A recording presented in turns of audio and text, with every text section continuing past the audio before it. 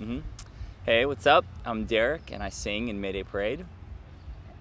You started playing music at a young age. So, how important do you think music education in schools is nowadays?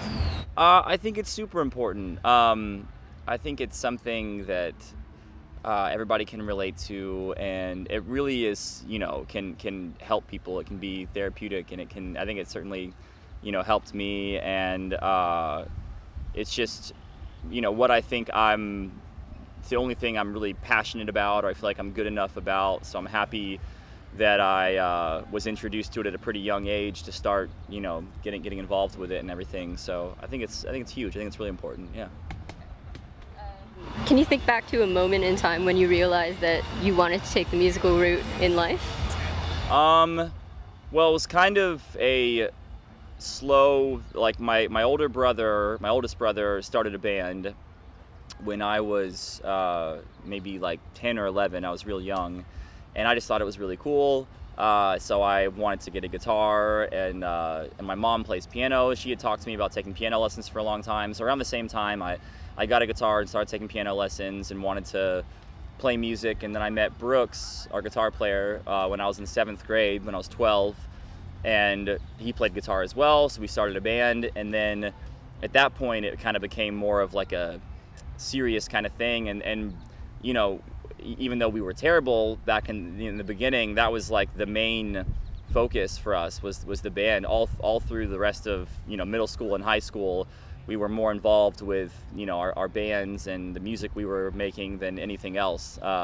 So and then as soon as we graduated high school, we started touring, and we've just been doing that ever since. So With the last album, you took more control over the writing process and just everything in general.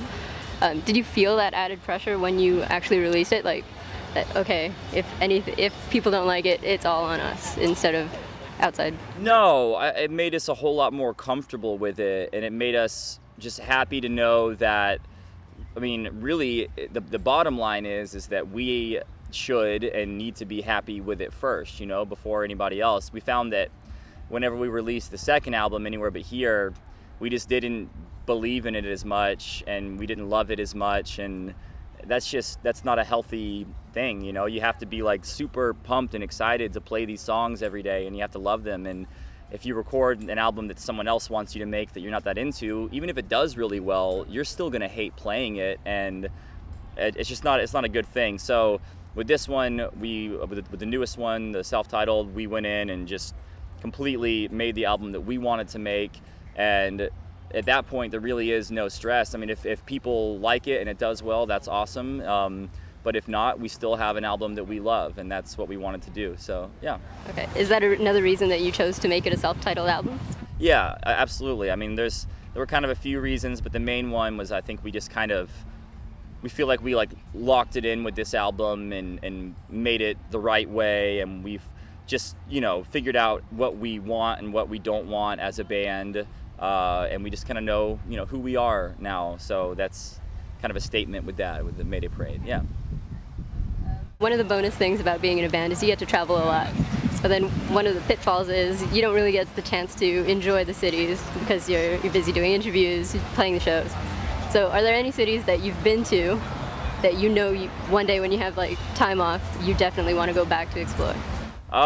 Yeah, I mean, there's really a ton, because we've been to so many places, and like you said, a lot of times you don't get to have much time to go around and see the things you want to see, especially in the States now. We've toured the States tons of times, so now it's mostly the places outside of the States. We've been to Canada here a few times, and we've been to Japan 3 times, Australia twice, the UK a few times. So there's a lot of places like that that I'd like to go back to and be able to spend vacation time there and go and see the sights and we get to do some of that kind of stuff. We have days off, and a lot of times we get to work out some cool stuff like that, but not as often as you'd like, I guess. So. And you're no stranger to Warped Tour. You've been on it a few times. How would you sum up the Warped Tour experience for someone who's never actually come? It's pretty hard to describe, I find, but it's like nothing else I've ever seen or been a part of, especially because it travels. I mean, there are other festivals like this that set up and have 8 or 9 different stages and all these different bands and vendors and nonprofit organizations and all that. But most of those are stationary. They set up and they do it for a couple days or a week and then it's done. There's nothing that breaks down every day and travels to another city and sets up and does it all summer long. So it's pretty wild. It's like a crazy, summer camp for rock and roll or for music, and it's just it can be a little exhausting. It can be tiring. It's really hot, sweaty, it's dirty, but more than anything, I think it's just fun, and it's a great opportunity. And I can't imagine the summer without Warped Tour. So.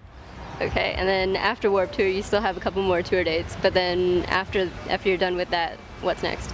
We'll start working on a new album once we're finished touring for this year.